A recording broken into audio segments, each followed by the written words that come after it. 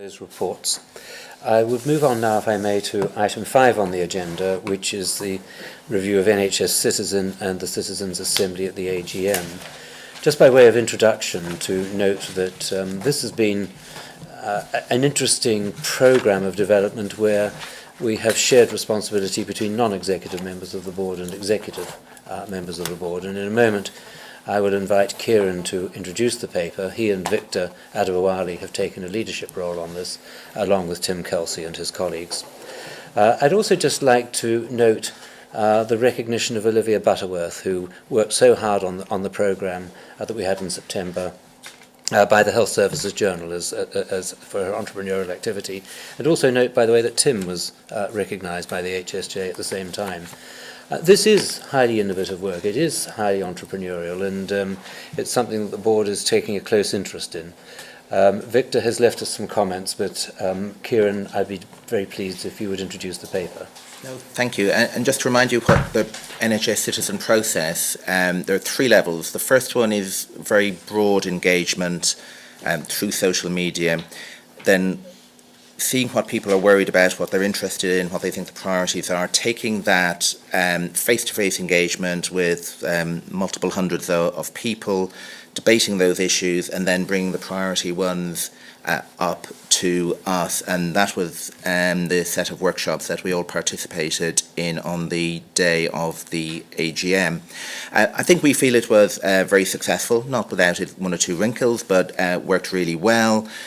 We see the evolution of it as being in future 2-way, so that some of the issues that we believe are really important, we actually put it down the process and take it, 5-year forward view might be a very good example of that.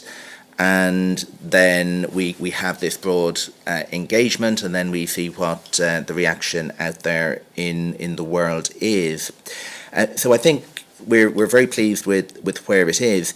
Maybe a couple of comments from Victor and myself. The first one is this mustn't be seen as something that people do over there, that there are a bunch of people, marvellous as Olivia is indeed, that we outsource our patient public engagement to a small group of people who do it on our behalf.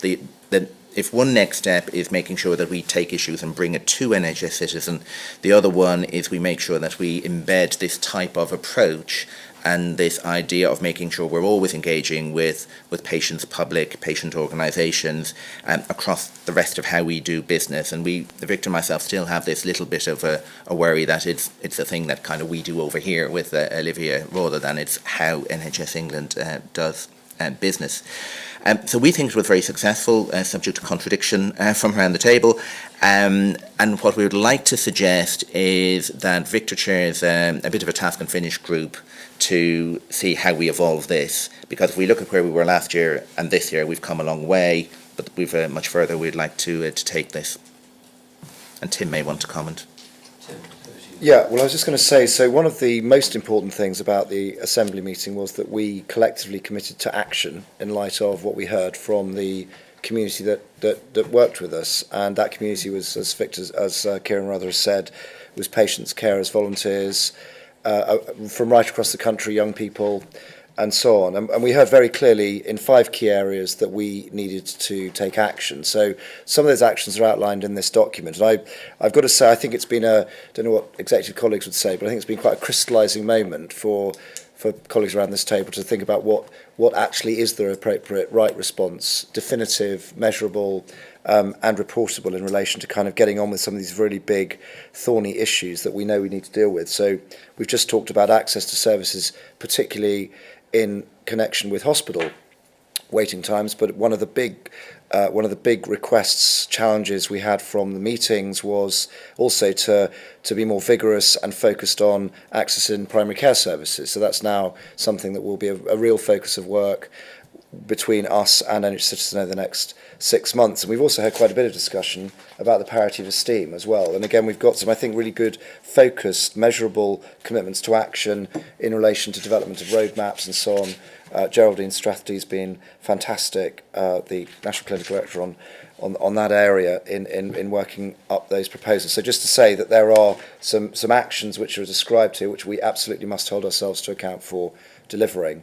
The second component of the paper, which just to emphasise it, is really about what happens next to NHS Citizen. And one of the things we do, as Kieran's indicated, is this is not an NHS England project. It is a project which we support through funding, but it is independently convened by 4 organisations. So I'm just going to name check them because they're doing a fantastic job. The Tavistock Institute, Involve, the Democratic Society and Public Eye, and they've come together working very hard to sort of in a way galvanise exactly the sense of social movement that Kieran identified. And as a board, as an organisation, we need to support them to now move to scale, having in a way developed the prototype. And there's a lot of work and proposals around everything from a much more engaged kind of virtual community right through to physical engagement meetings of the sort we were in, and a whole range of other training and coaching support, which we think is essential to helping CCGs and other local health economies begin to replicate this model of really immersed participation. And then finally, the challenge to us as an organisation is to avoid tokenism in the approach way we take it. And let's be blunt, that's what we're talking about. You know, NHS England's legitimacy flows from the way in which it will advocate for the patient and the citizen in pursuit of better services, and we have to be plugged in to the mains circuit of what communities are telling us are their priorities, and that's a really, really big challenge for us as an organisation. Worth noting that Don Bowick, when he wrote his report on quality and safety in the NHS, identified as the most important thing that there was an authentic culture of patient and public participation in healthcare, and not just important because that's our moral and human imperative, but important because actually quality itself flows from really engaged conversation, dialogue, collaboration with those who are receiving care and treatment. So this is a core priority, and as Kieran's identified, we're suggesting to the board for its consideration that we do set up a task and finish group.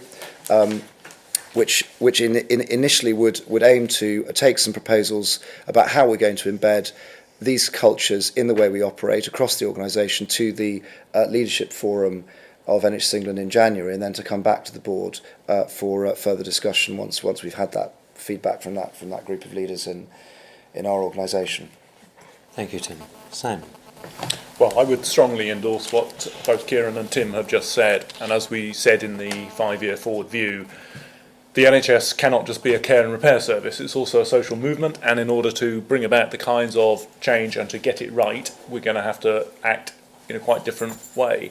And that was brought home to me again personally, just in terms of 3 of the meetings that I've actually had with citizen or patient groups over the last 6 weeks or so. And I just briefly mention them because I think they illustrate some of the questions that we need this task and finish group to think about for us.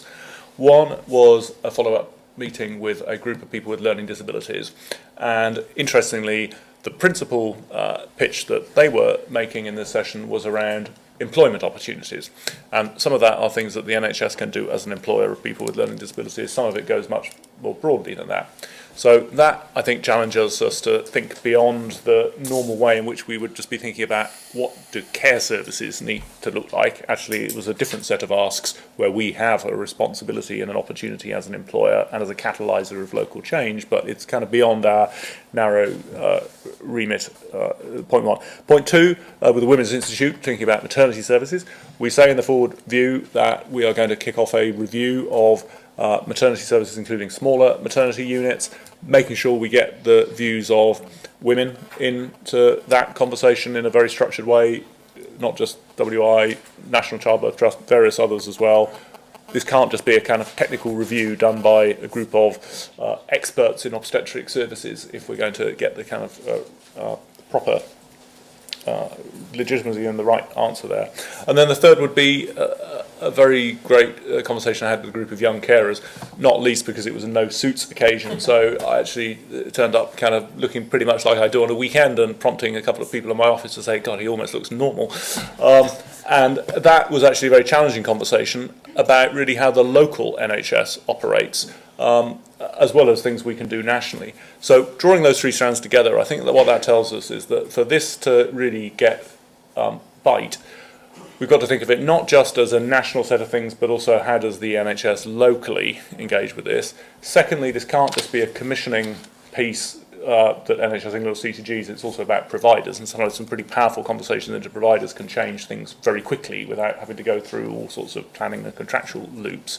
And thirdly, it will have impacts way beyond the formal healthcare system itself, but that doesn't mean we don't have a role, it just means it's not in our control. Thank you. There's general nodding going on around the table. I think it's nodding of approval. Can I just invite any further comments on David? Malcolm, the only thing I have ringing in my ears the comment of one of the gentlemen at the Assembly who said we're holding you on trust to deliver on the promises that you made, and I just think that trust is easily hard earned and easily lost, and therefore I think it's important that we are real and true to delivering on the expectations that we set that day. And I think it's maybe something that we would come back to, Malcolm, as a future date. Good, thank you. Jane? In response to that, I just wanted to confirm with the board that following that meeting, I've done what I said I would do, and I've now got the youth forum, because I was part of the children and young people group, I've got the youth forum attending the Chief Nursing Officer Conference at the end of this month, doing a session on engagement of young people in terms of the delivery of services, and we've got a group of people with learning disability also attending and holding and doing a plenary session at that conference. So we've made some specific attempts to deliver on what we promised. Good. Thank you. May I invite the board then to approve the next steps that are proposed in the paper, and to approve the setting up of a task and finish group. Victor Adebar, while his name has been mentioned, may I ask you to approve that in his absence? And I will I'll undertake the responsibility of persuading him that this is something he's always wanted to do, because I happen to know that it is. Okay. Thank you very much indeed.